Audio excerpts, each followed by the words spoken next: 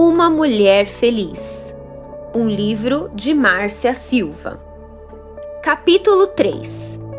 Uma Mulher Perdoada.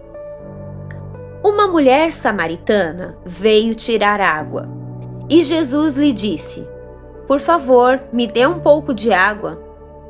A mulher respondeu: "O Senhor é judeu e eu sou samaritana. Então, como é que o Senhor me pede água?" Então Jesus disse: "Se você soubesse o que Deus pode dar e quem é que está lhe pedindo água, você pediria e ele lhe daria a água da vida." Ela respondeu: "O Senhor não tem balde para tirar água. Como é que vai conseguir essa água da vida?" Então Jesus disse: "Quem beber dessa água terá sede de novo. Mas a pessoa que beber da água que eu lhe der, nunca mais terá sede." Então a mulher pediu: "Por favor, me dê dessa água." "Vá chamar o seu marido e volte aqui", ordenou Jesus. "Eu não tenho marido", respondeu a mulher. Então Jesus disse: "Você está certa ao dizer que não tem marido, pois já teve 5, e este que você tem agora não é seu marido." A mulher respondeu: "Agora eu sei que o Senhor é profeta." João 4, 1 ao 30. Grifos nossos. Certamente não dá para ser uma mulher feliz vivendo debaixo de condenação. Por essa razão, as pessoas no mundo não têm paz. O diabo as condena todo o tempo pelos seus erros e pecados. Embora a realidade espiritual dos filhos de Deus seja outra, o diabo usa o passado para lembrar-lhes os seus pecados e usá-los contra eles. Assim, muitos, mesmo depois de terem recebido Jesus, vivem debaixo da acusação. O diabo não pode impedir que sejam salvos, mas fará tudo para roubar-lhes a vida abundante que Cristo tem para eles. No Evangelho de João, Jesus afirmou que Ele é a água viva e que, depois de se beber dessa água, ela se torna uma fonte a jorrar eternamente.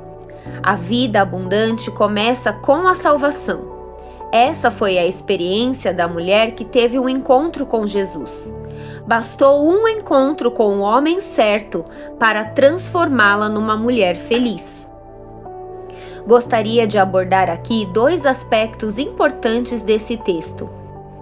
O primeiro sobre a salvação como a fonte da água viva, e o segundo sobre o perdão dos pecados como a fonte de todas as bênçãos da nossa vida. A salvação, a fonte da água viva. A Bíblia registra o encontro de Jesus com uma mulher samaritana. Esse encontro aconteceu perto de uma fonte de água, o que não foi por acaso. Jesus sabia quem ele encontraria ali. Uma mulher que tinha uma sede profunda que somente ele poderia saciar. Era a sede do coração. Essa mulher tinha muitas coisas não resolvidas na sua vida e também muitas feridas na sua alma. Como definir essa mulher? Uma mulher infeliz. Existem muitas coisas que fazem uma mulher infeliz. No caso dessa, era uma combinação de vários fatores negativos que a impediam de ter um encontro com Jesus. A começar pelo fato de ela ser samaritana. Essa era uma barreira cultural problemática na época. Por isso, a mulher pergunta a Jesus como, sendo ele judeu, poderia conversar com ela sendo samaritana. Pois os judeus consideravam os samaritanos um povo imundo e não se relacionavam com eles. Preconceito cultural é algo que pode tornar a sua vida muito ruim, dependendo de onde você vive. Eu já morei no exterior e sei como é sentir-se excluído simplesmente por você ser estrangeiro. É algo intimidador. Mas Jesus ignora as barreiras culturais e raciais e se dirige à mulher, além disso, samaritana. Também há outro aspecto a se considerar. Ela era considerada promíscua, pois tivera 5 maridos, e que certamente fazia dela uma mulher rejeitada na sociedade. Definitivamente, ela não era uma mulher feliz, porque pessoas rejeitadas não são felizes. Essa rejeição com certeza a levou ao isolamento, pois é isso que acontece com as pessoas rejeitadas. Elas se isolam. Era o caso dessa samaritana. Ela foi sozinha tirar a água na fonte, o que era estranho para uma mulher da sua época. É difícil para uma mulher ser rejeitada pelos homens, mas se torna mais difícil ainda quando ela é rejeitada pelas outras mulheres. O fato de estar sozinha indica que as outras mulheres evitavam sua companhia. Além de carregar a culpa de ser rejeitada por 5 maridos, tinha que encarar os olhos de condenação das pessoas ao seu redor. Penso que todos esses relacionamentos destruídos foram tentativas frustradas de buscar ser feliz. Ela buscou no casamento o que toda mulher gostaria de ser: amada. Para ir ao encontro dessa mulher e conversar com alguém com essa reputação, Jesus cruzou todas as barreiras da sua época. Foi nesse contexto que ele, sedento e suado pelo calor do deserto, veio e lhe pediu água. Jesus podia entender os conflitos dela, pois ele também era rejeitado pelos judeus e estava sedento. Contudo, ao pedir água, ele queria oferecer a verdadeira água da vida. Então Jesus disse: "Se você soubesse quem é que está lhe pedindo água, você pediria, e ele lhe daria a água da vida."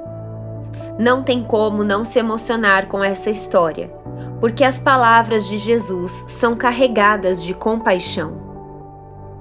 Ah, se você soubesse! É claro que aquela mulher não conhecia Jesus. Ah, se ela soubesse! A sede insaciável no seu coração desapareceria instantaneamente. A samaritana tinha ali na sua frente a fonte da água viva. Porém, ela simplesmente não conhecia tal fonte. É triste perceber que as pessoas no mundo vivem com essa sede interior. Elas padecem desse vazio porque não conhecem a fonte. Essa sede nada mais é do que uma insatisfação interior, uma falta de propósito na vida. Muitos já buscaram se satisfazer com relacionamentos, dinheiro, amizade, sucesso e todo tipo de prazer que o mundo oferece, e nada os satisfaz. Porque só existe uma fonte que pode fazer isso: Jesus. Ele é a fonte e também é a água viva. É muito comum as pessoas no mundo culparem Deus por tudo de ruim que acontece. Mas isso não resolve nada, porque elas apenas estão dando as costas para aquele que é a fonte de uma vida feliz. Ah, se elas soubessem! Mas quem vai contar a elas? Certa vez, um homem cristão foi ao barbeiro e, enquanto era atendido, tentou falar de Deus para o barbeiro. Mas logo o barbeiro disse: "Desculpe, mas eu não acredito que Deus existe. Se Deus realmente existisse, não haveria tanto sofrimento, guerras e doenças. Não, Deus não existe." Assim que o serviço terminou, o homem saiu em direção à porta e se deparou com um mendigo sentado logo na entrada. O mendigo estava todo sujo, descabelado e barbudo. Então o homem cristão olhou de volta para o barbeiro e disse: "Sabe de uma coisa? Acabei de descobrir que eu não acredito em barbeiros. Se existem barbeiros, não haveria pessoas como esse homem aqui, todo sujo, descabelado e barbudo. O barbeiro lhe respondeu: Que absurdo! Esse homem está assim porque quer. Se ele me pedisse, eu o ajudaria, mas ele não me pediu para ajudar. O homem cristão então respondeu: Ah, bom, agora você entendeu o que eu falei sobre Deus. Penso que foi mais ou menos isso que aconteceu naquele dia quando Jesus disse àquela mulher: Se você soubesse quem é que está lhe pedindo água, você pediria e ele lhe daria a água da vida. Jesus estava falando de salvação. A água viva é um presente de Deus porque ela é de graça. A princípio, a mulher não acreditou. Da mesma maneira, ainda hoje, muitas mulheres são infelizes porque acreditam que a salvação está ligada a boas obras, penitências ou algum sacrifício que precisam fazer para merecê-la. Mas há também aquelas que se apegam às coisas materiais e buscam satisfação interior em tais coisas. Mulheres ricas, bonitas e famosas, mas que não desfrutam da alegria interior porque lhes falta o mesmo que a essa samaritana: encontrar a fonte da água viva e beber de graça dessa água. O mundo pode dar muitas coisas, mas elas não matam sua sede. Depois de um copo de vinho, você quer outro. Depois de ver um filme, você quer ver outro. Depois de provar uma excelente comida, você deseja outras. Depois de conseguir dinheiro, você buscará a fama. Depois de ter uma família, você vai desejar a imortalidade. Porque depois de beber cada coisa, você volta a ter sede de novo. Esta água é a água do mundo. É tudo o que o mundo pode oferecer ao homem. O mundo só pode nos tornar mais sedentos, nunca nos satisfazer. Certa vez, um homem procurou um médico a fim de encontrar alívio para sua depressão e melancolia. Ele queria que o médico desse algum remédio para curá-lo. O médico então lhe disse para sair e se divertir. Aconselhou-o também que fosse ver um grande palhaço que estava na cidade. Tal palhaço, disse o médico, tem uma grande habilidade de fazer as pessoas felizes. Mas o homem respondeu: Esse palhaço sou eu. Faço todos rirem, mas estou morrendo de depressão. É triste, mas é apenas isso o que o mundo pode dar. Um momento de riso e descontração, uma dose de empolgação numa festa, mas depois disso passa e a insatisfação continua. O que fazer? O mesmo que aquela mulher fez: pedir a água viva. Aquele, porém, que beber da água que eu lhe der, nunca mais terá sede. Pelo contrário, a água que eu lhe der será nele uma fonte a jorrar para a vida eterna. João 4,14.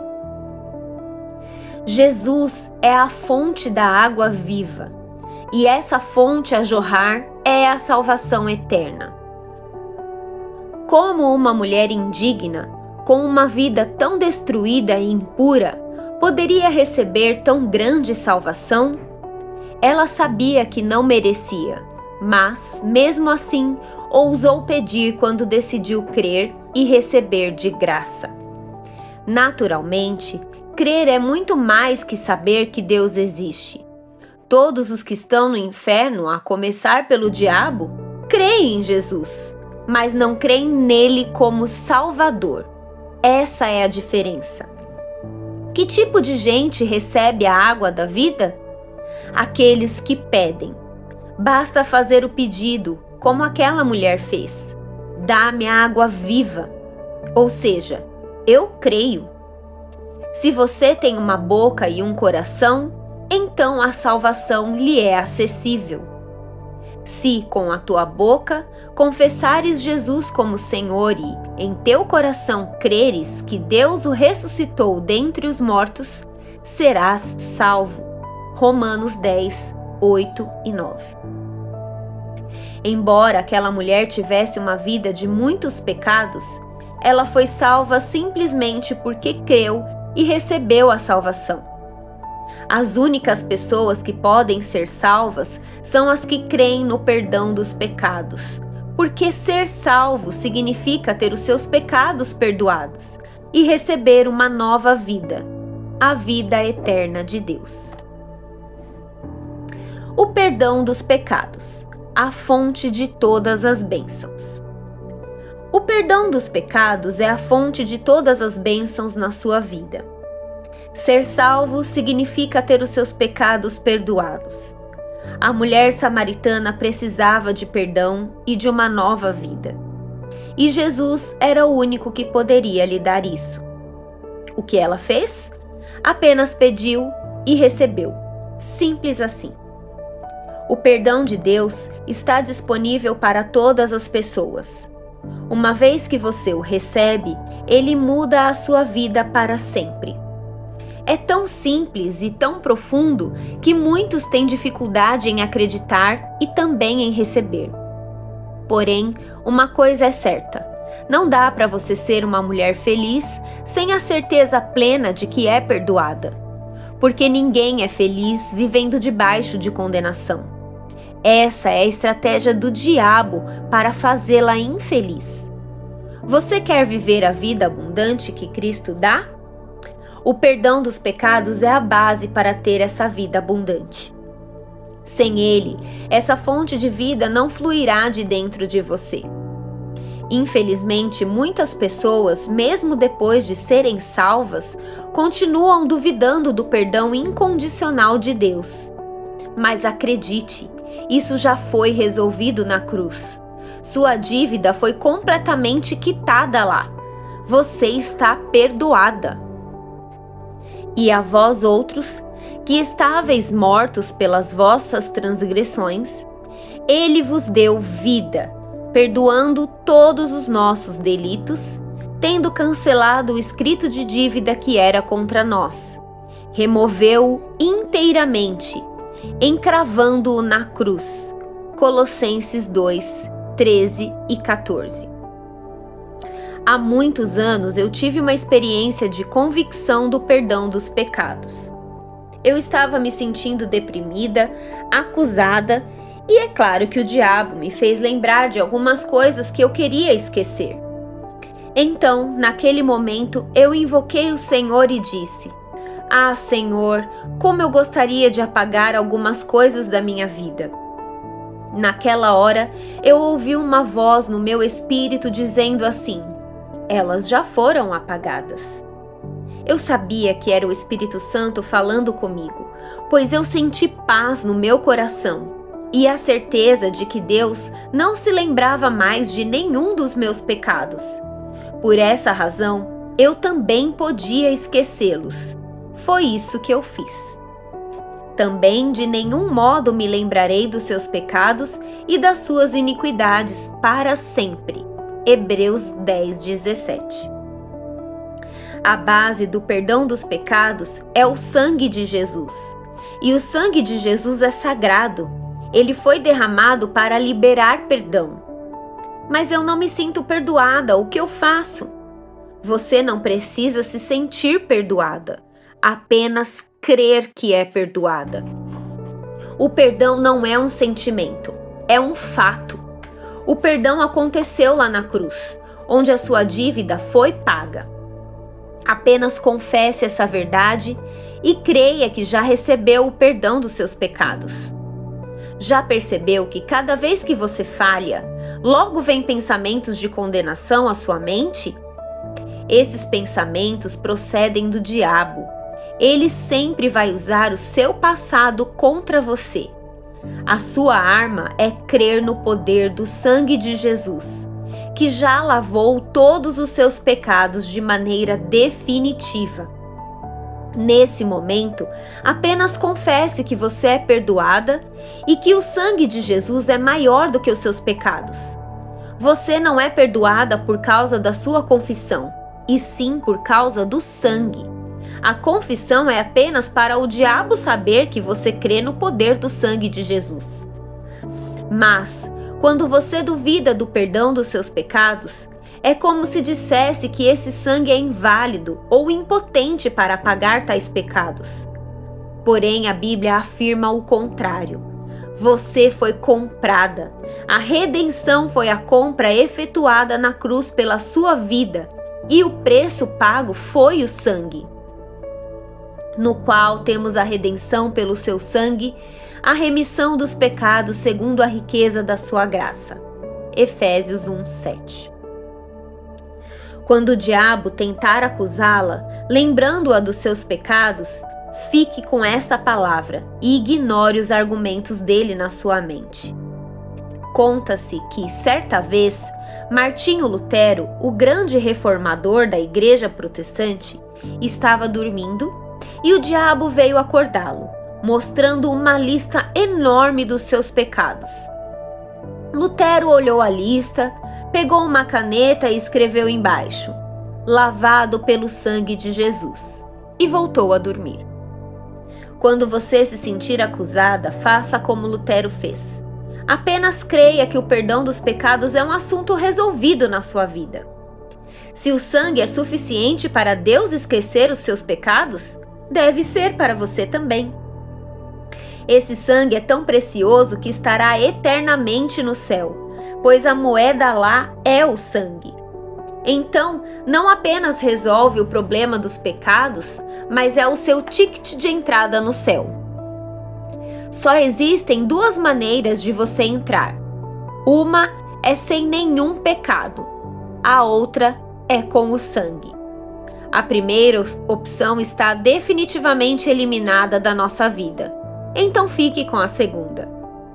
E entoavam um novo cântico dizendo: "Digno és de tomar o livro e de abrir-lhes os selos, porque foste morto e com este sangue compraste para Deus os que procedem de toda tribo, língua, povo e nação." Apocalipse 5:9. Perdoada completamente. O perdão que você recebeu na salvação diz respeito a todos os seus pecados. Ninguém é perdoado 50% porque Deus não perdoa parcialmente. Ele perdoa 100%, ou seja, completamente. Jesus não apenas perdoou os seus pecados, ele a libertou de todos eles. É por isso que a obra da cruz é chamada da obra consumada, porque já está pronta, acabada, não há mais nada para você fazer. Ele já fez tudo por você. O diabo quer que você se sinta impura, suja, porque quando você se sentir assim, fará coisas impuras também. Mas, uma vez que você nasceu de novo, você pode ter plena consciência de que está limpa e perdoada. Há muitas pessoas que são salvas, mas vivem uma vida de depressão e culpa o tempo todo porque estão sempre se sentindo em falta e conscientes dos seus pecados. E sempre tem alguém para dizer a elas: "Você precisa se acertar com Deus. Veja o que está errado na sua vida." Isso as torna mais deprimidas ainda. Viva com a consciência de perdão e não com consciência de pecados. Isso é libertador. E é assim que Deus quer que você viva, porque você já foi completamente perdoada. Aquele que nos ama e pelo seu sangue nos libertou dos nossos pecados. Apocalipse 1:5. Para sempre perdoada. Além de completo, o perdão de Deus é para sempre, o que significa que você está tão perdoada agora quanto estará por toda a sua vida. E não tem necessidade, com os sumos sacerdotes, de oferecer todos os dias sacrifícios, primeiro por seus pecados, depois pelos do povo, porque Jesus fez isso uma vez por todas, quando a si mesmo se ofereceu. Hebreus 7:27.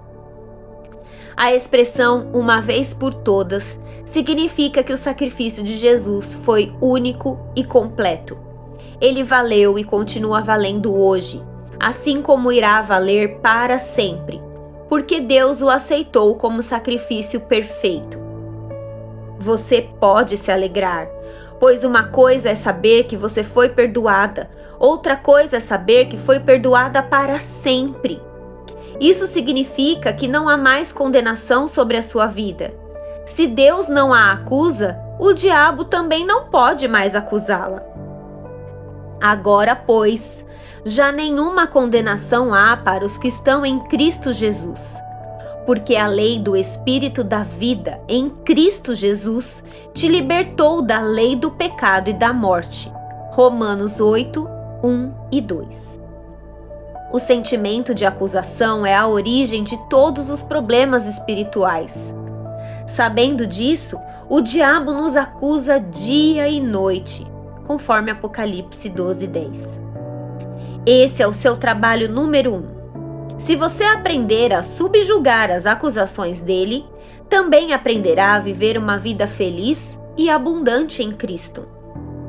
Mesmo que porventura você peque, isso não tem poder de mudar o que você é. Continua sendo filha. Simplesmente confesse e creia que já é perdoada. Não permita que o diabo a convença do contrário. A lei do Espírito da vida é superior à lei do pecado. A lei superior tem o poder de anular aquela que é inferior. Se a obra de Adão teve poder para nos tornar pecadoras, muito mais a obra de Cristo na cruz tem o poder para nos tornar santas e redimidas para sempre. Esta é a verdade mais poderosa do universo. Você é perdoada. Mulheres que sabem que são perdoadas são mulheres felizes. Fim do capítulo 3.